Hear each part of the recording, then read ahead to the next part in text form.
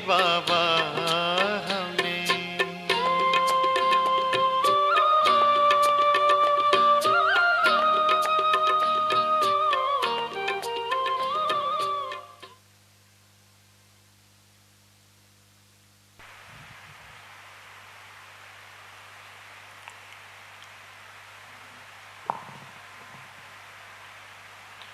ओम Shanti. Good morning.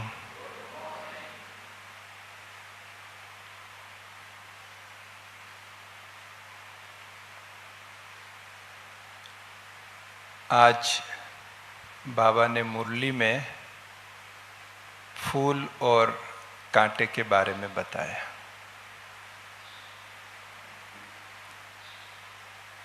बाबा कांटों से फूल बना रहा है।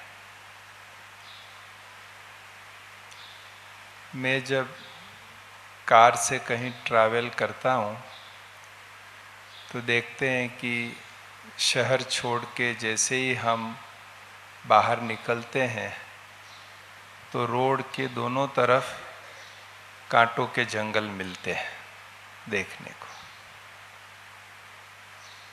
सोचता हूँ कि ये कांटों के जंगल कोई उगाने आया होगा, यहाँ बीज डाला होगा, फिर पानी पिलाया होगा, फिर उसको खाद भी डाला होगा, जानवरों से बचाया होगा, तब जाके ये जंगल बना होगा इतना बड़ा। ऐसा होता है? नहीं होता है। अपने आप उग जाते हैं, और वो भी कोई छोटा मोटा नहीं, सैकड़ों मीटर, सैकड़ों एकड़ में ऐसे कांटों के जंगल उग जाते हैं।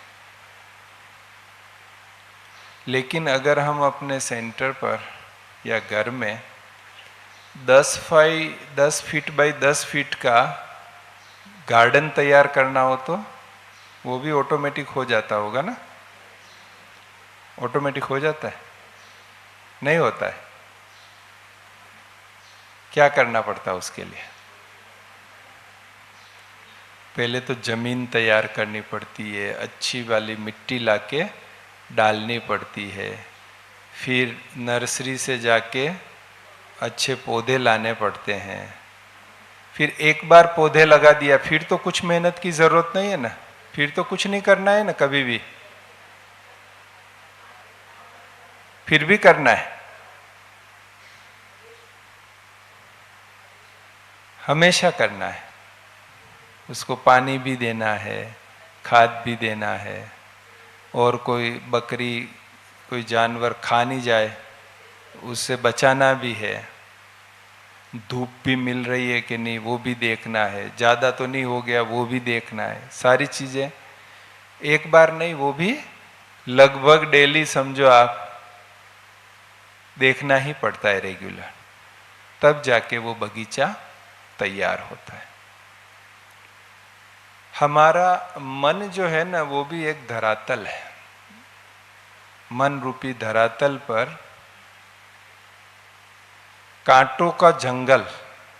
कौन से कांटे? बाबा ने कई बार मुरली में हमें समझाया है। काम, क्रोध, लोभ, मोह, अहंकार, ईर्ष्या, नफरत, वैरभाव, घृणा, आलस, अलबेलापन, कई कांटे। इन कांटों का जंगल वो क्या होता है? अपने आप उगता जाता है। न तो उसके लिए कहीं ट्रेनिंग लेने जाने की जरूरत होती है, न कहीं मेहनत करने की जरूरत होती है। एक छोटे बच्चे को भी गुस्सा करना सिखाने की जरूरत नहीं होती है, चिंता करना सिखाने की जरूरत नहीं होती है। वो स्पॉन्टेनियस बोलते हैं उसको, स्वतः सीखता जाता है, करता जाता है। और वर्तमान समय तो दुनिया का वातावरण ही ऐसा है, जो आप न्यूज़पेपर उठा लो, टीवी चालू कर लो, या किसी से मिलने गए कहीं खड़े हैं, बस स्टैंड रेलवे स्टेशन पर खड़े हैं, कहीं पर भी हैं, तो ये नेगेटिविटी के जो है ना अंदर ऑटोमेटिक बढ़ते रहती है। लेकिन बाबा क्या कर रहे हैं कि इस मन रूपी धरातल पर जो कांटों का जंगल बन गया है उसे फूलों का बगीचा बना रहे हैं। कौन से फूल? दिव्य गुण और दिव्य शक्तियों के फूल। शांति, प्रेम, आनंद, खुशी, पवित्रता, मधुरता, नम्रता, सत्यता, ईमानदारी, सहनशीलता, सहयोग की भावना, ये जो भी गुण और शक्तियां हैं, ये हमारे मन में बाबा इनकी खेती करके जैसे एक फूलों का बगीचा तैयार कर रहा है। क्यों?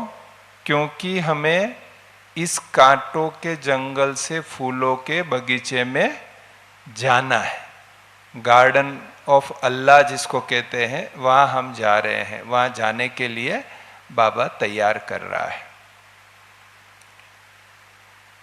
आग कहाँ लगती है? कांटों के जंगल में आग लगती है। फूलों के बगीचों में आग नहीं लगती है। तो इस कलयुगी दुनिया में आग लगने वाली है। दूसरा, एक और भी आपने महसूस किया होगा, एक व्यक्ति है जो बहुत गुस्सा करता है, जोर से बोलता है, अपमान कर देता है, जरा भी रिस्पेक्ट नहीं करता है। ऐसे व्यक्ति के पास आपको कोई भेजना चाहे कि भाई ये चीज है, जरा उनको दे के आ जाओ, तो मन में क्या चलेगा? नॉर्मली ये चलेगा कि देखते हैं किसी दूसरे को पकड़ा देते हैं, वो दे के आ जाए तो अच्छा है, हमको उसके सामने नहीं जाना पड़े, वही ठीक है, ऐसा मन में चलता है। लेकिन एक बहुत अच्छा व्यक्ति है जो बहुत मीठा बोलता है, बहुत रिस्पेक्ट करता है, बैठे हैं तो बहुत अच्छी अच्छी पॉजिटिव बात सुनाते हैं, अच्छा मन में आशा उत्पन्न करते हैं, निराशा के हिम्मत दिलाते हैं। ऐसे व्यक्ति के पास जाना हो तो हम बहाना ढूंढते हैं कि कैसे उनके पास जाएं, और अगर इसी कारण से गए तो 2-5 मिनट और के बैठे उनके पास, वो इच्छा होती है ना, ऐसा ही होता है।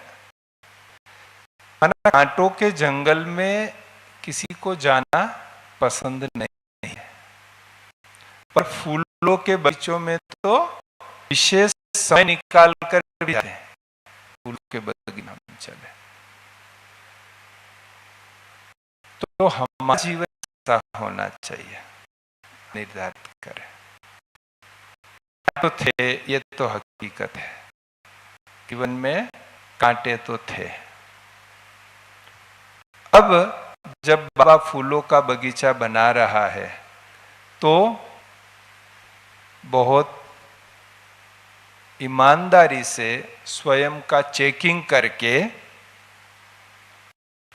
कांटे भस्म करने चाहिए योग अग्नि के द्वारा, और फूल उग सके वो धरा तैयार करना चाहिए।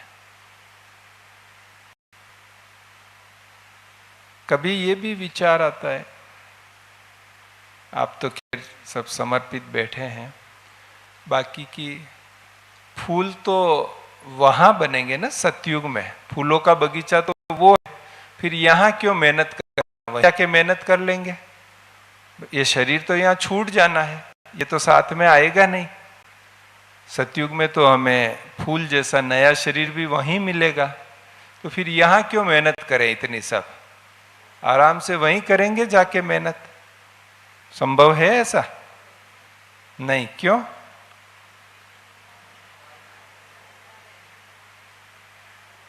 क्योंकि यहां फूल बनेंगे तो वहां एंट्री मिलेगी, नहीं तो वहां एंट्री भी नहीं मिलेगी।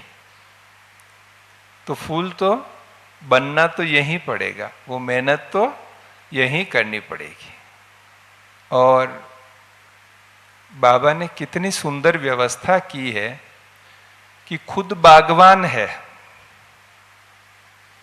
पर मालियों को तैयार किया, जो बगीचों की संभाल कर सके, रक्षा कर सके, उसके लिए आप सब मालियों को बाबा ने तैयार किया है कि इतना सुंदर फूलों का बगीचा बनाना है और गुलदस्ता बाबा को भेंट करना है।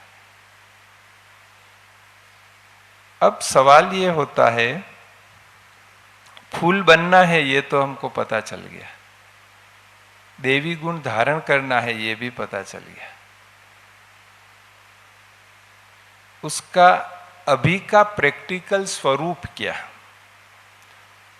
हम फूल बन गए हैं या बन रहे हैं या अभी तक नहीं बने हैं, उसकी पहचान क्या?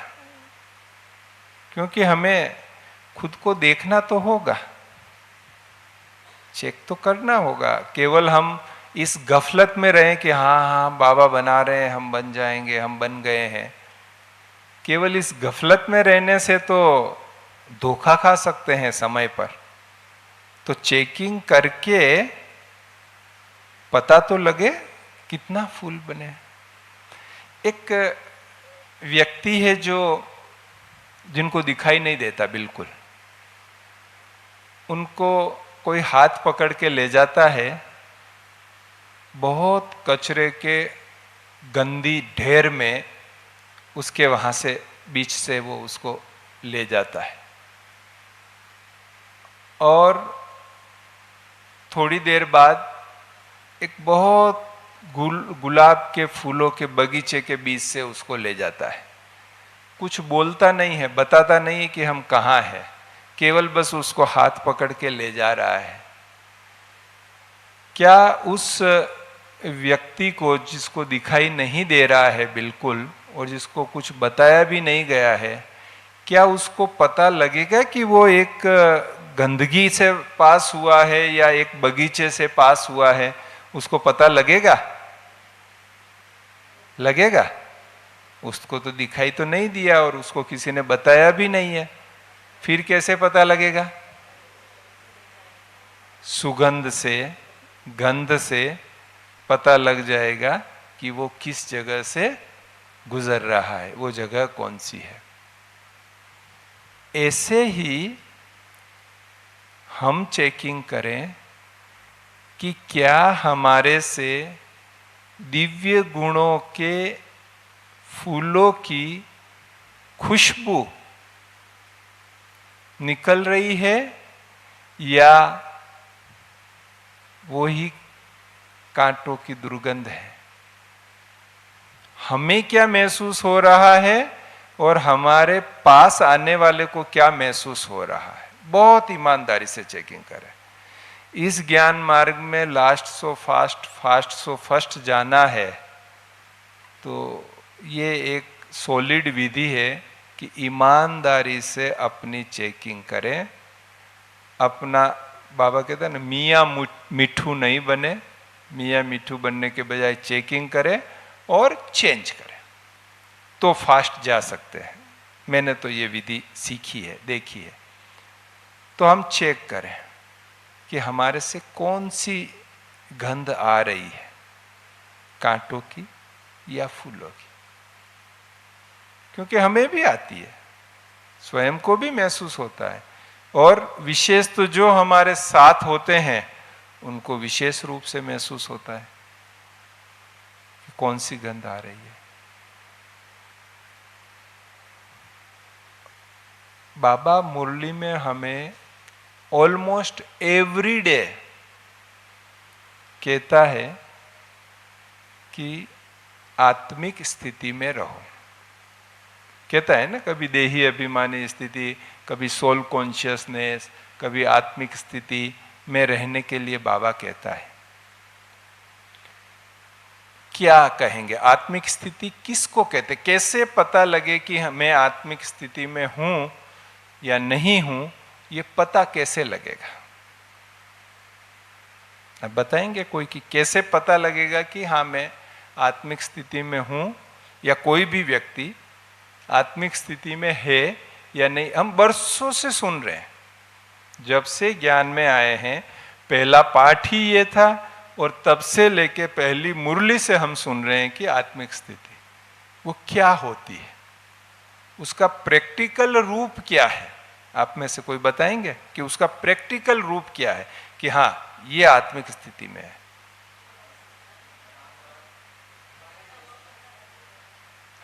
जरा या तो उठ के बोले, क्योंकि ऐसे सुनाई नहीं देता बहुत सी आवाज में।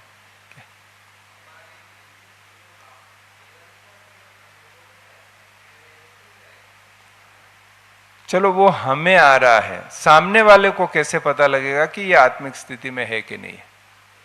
जो हमारे पास में आया या जो खड़ा है या जो हमारे यहाँ से गुजर रहा है, उसको कैसे पता लगेगा कि मैं आत्मिक स्थिति में हूं या नहीं हूं? क्योंकि हम तो कभी कभी मियाँ मिठू बन जाते हैं कि हाँ मैं तो सारा ही दिन आत्मिक स्थिति में ही तो रहता हूं, और क्या करता हूं। लेकिन टेस्ट पेपर तो वहां है ना, जो हमारे पास से गुजर रहा है उसको पता लगे। दादी जानकी जी कहती थी, दादी के क्लास में आता है कि कोई आपके पास सामने आवे तो अशरीरी बन जावे। कोई आपके सामने आवे तो अशरीरी बन जावे। और कितनी बड़ी, कितनी ऊंची अवस्था है कि कोई हमारे सामने आवे तो अशरीरी बन जावे। तब मुझे विचार चलता था, मैं मंथन करता था उसमें, इनका मैं आत्मिक स्थिति में हूं वो कैसे पता लगे? हम गर्मियों के दिन है, बहुत तेज धूप पड़ रही है, यहाँ भी बहुत तेज धूप पड़ती है, 44 डिग्री टेम्परेचर है।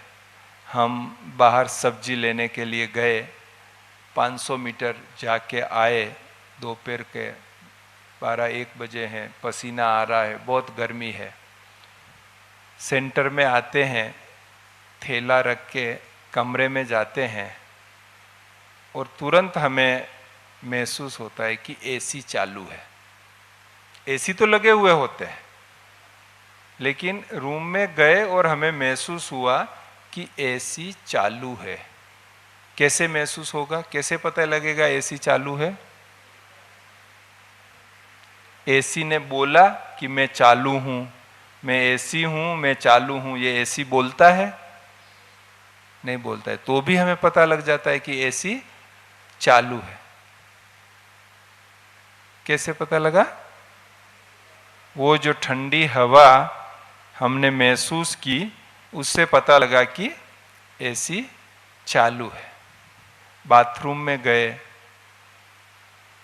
नल चालू किया, गर्म पानी आया, तो क्या विचार आएगा? गीजर चालू है। गर्म पानी आया तो गीजर चालू, बाकी गीजर तो लगे हुए हैं, लेकिन चालू है उसका प्रमाण क्या है? कि गर्म पानी आया। सर्दियों में बहुत ठंड लग रही है, लेकिन हमने कमरे में गर्माहट है, मतलब हीटर चालू है। ये उसका प्रूफ है कि हीटर चालू है। तो किसी भी चीज का प्रूफ क्या है? उसके गुणों का अनुभव, वो उसका प्रूफ है। सूर्य है, रोशनी दे रहा है, गर्मी दे रहा है, जला रहा है, ये उसका गुण है। तो वो हमें हर जगह अनुभव होता है। तो आत्मा के गुण क्या है? जो हमने पहले पाठ में हम पढ़ते भी हैं, पढ़ाते भी हैं।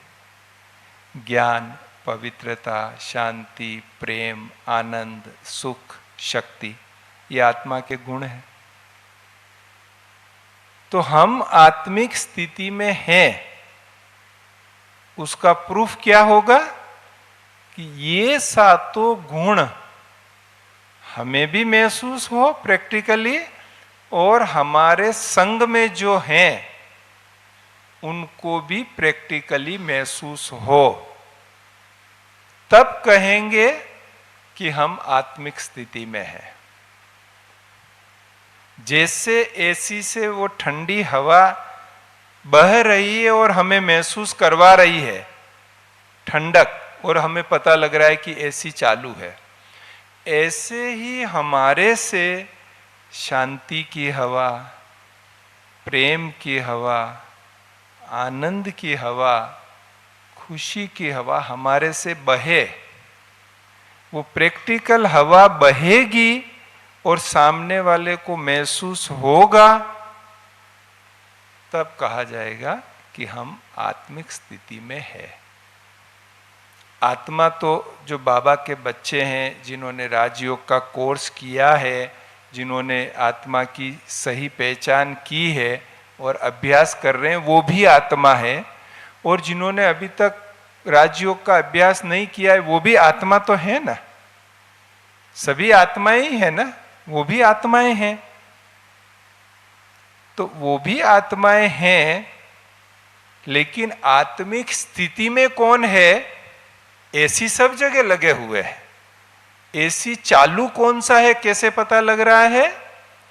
जो उससे प्राप्त होने वाली ठंडी हवा से पता लग रहा है कि एसी चालू है। ऐसे ही आत्माएं तो सब हैं, लेकिन आत्मिक स्थिति में है ये कैसे पता लगेगा? जब आत्मा के गुणों का प्रैक्टिकली अनुभव होगा, हमें भी और हमारे से दूसरों को भी, जो हमारे संग में है उन्हें भी अनुभव होगा। हो सकता है कि दिन भर में से 12 घंटे 18 घंटे हम जागृत हैं, तो किसी किसी को किसी समय 5 मिनट के लिए, 2 मिनट के लिए वो अनुभव होता है। एकदम से प्रेम स्वरूप, आनंद स्वरूप उस समय होते हैं और वो अनुभव होता है। दूसरा वो हो गया, थोड़ी देर के लिए हम आत्मिक स्थिति में थे, और जितनी देर हम आत्मिक स्थिति में थे उतनी देर के लिए हवा वो हमारे से निकली गुणों की। जैसे एसी भी चालू किया, बंद किया, चालू किया तब वो ठंडक हवा हमें महसूस हो रही है, बंद है तब वो महसूस नहीं हो रही है। तो थोड़ी देर के लिए हम आत्मिक स्थिति में टिके, जाने अनजाने प्रयास से स्वतः हम आत्मिक स्थिति में टिके, तो उस समय वो सातों गुणों की महसूसता हमारे से हुई। लेकिन फिर देह अभिमान में आ गए, बंद हो गई वो हवा आनी। और बाबा ने हमें क्या लक्ष्य दिया है? थोड़ी देर के लिए आत्मिक स्थिति बोला बाबा ने, क्या बताया हमें? लक्ष्य क्या मिला है हमें? निरंतर आत्मिक स्थिति में रहना है। अभी कभी कभी क्या होता है कि जो हमारे फेवरेबल है, जिनको हम बहुत अच्छी श्रेणी में रखते हैं, वो जब सामने होते हैं तब तो अच्छा लगता है। आत्मिक स्थिति भी बन जाती है, प्रेम स्वरूप भी बन जाते हैं, शांत स्वरूप भी बन जाते हैं, सब हो जाता है, आनंद स्वरूप भी हो जाते हैं। लेकिन कोई हमारी बात नहीं मानने वाला, हमारा विरोध करने वाला, हमारा इंसल्ट करने वाला, हमारा काम बिगाड़ने वाला, हमें नुकसान पहुंचाने वाला, वो जब सामने आ जाते हैं तब आत्मिक स्थिति, जैसे पूजा की थाली से कपूर उड़ जाता है, ऐसे आत्मिक स्थिति भी उड़ जाती है, और तब देव अभिमान की स्थिति आ जाती है। सूरज है, अभी सूर्य आप देखेंगे, क्या इंडिया में सूर्य उगता है तो रोशनी देता है, गर्मी देता है, जलाता है। पाकिस्तान में उगेगा तो क्या करेगा वो? वही करेगा ना। अमेरिका में वहां भी वही करेगा। गरीब के घर में और अमीर के घर में वही करेगा। साहूकार के घर में और चोर के घर में वही करेगा। पापात्मा के घर में और पुण्यात्मा के घर में, क्योंकि वो सदा ही अपने स्वरूप में है। तो जो अपने निज स्वरूप में होता है, उनसे निज स्वरूप के गुणों का निरंतर प्रवाह होता रहता है। तो हम निज स्वरूप में हैं। निज स्वरूप है आत्मिक स्वरूप। तो क्या निरंतर उन गुणों का प्रभाव हमारे से हो रहा है? ये चेक करने की जरूरत है और यहां चेंज करने की जरूरत है। क्यों? क्योंकि बाबा ने कहा है कि यथार्थ योग भी तब होगा, बाबा की यथार्थ याद भी तब होगी जब हम आत्मिक स्थिति में होंगे, तब ही यथार्थ याद होगी। बाकी भले हम 1 घंटा योग करें, दिन का 4 घंटा योग करें या 8 घंटा योग करें, अच्छी बात है, प्रैक्टिस करनी ही चाहिए। पर योग के रियल खाते में वो जमा कब होगा? जब हम आत्मिक स्थिति में स्थित होके बाबा को याद कर रहे होंगे, तब वो उस योग के खाते में जमा हो रहा होगा। तो ये यात्रा, जो वो गीत है ना, हमें उन राहों पर चलना है जहां गिरना और संभलना है। तो उतार चढ़ाव तो है इसमें, लेकिन नंबर 1 लेना है, पास विथ ओनर होना है, तो हमारा चेकिंग करके, चेंज करके, निरंतर आत्मिक स्थिति वाली स्थिति बनी रहे, ये अभ्यास और ये प्रैक्टिस हमें करनी ही पड़ेगी, तो जाके वो स्थिति बनी रहेगी।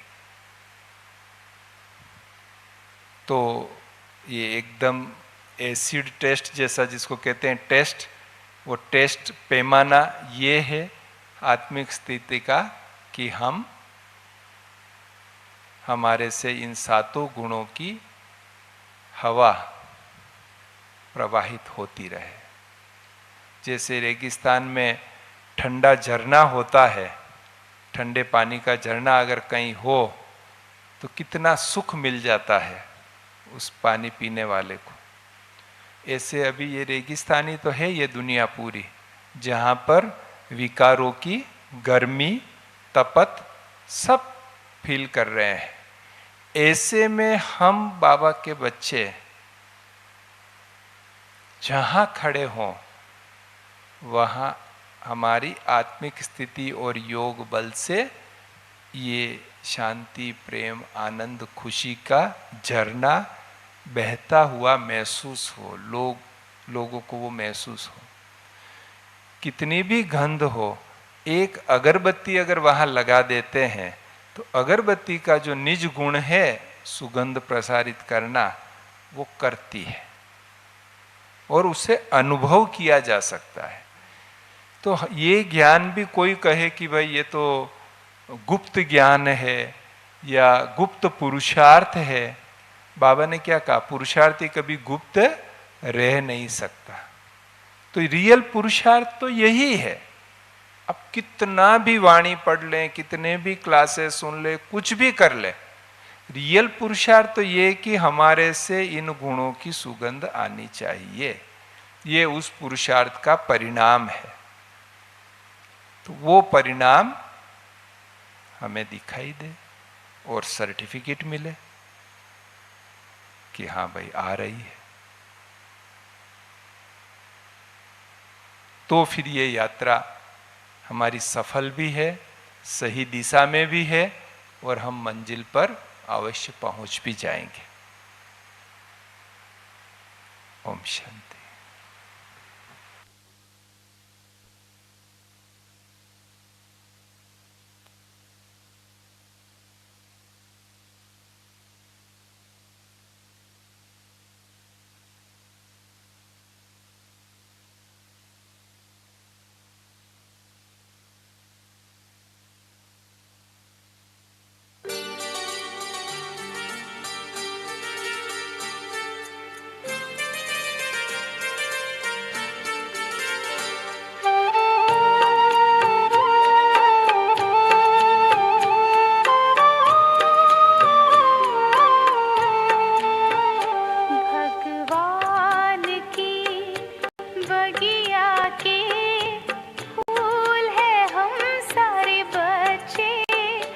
भगवान की बगिया के फूल है हम सारे बच्चे, दिव्य गुणों से महकाते हैं, प्रेम से हम मुस्काते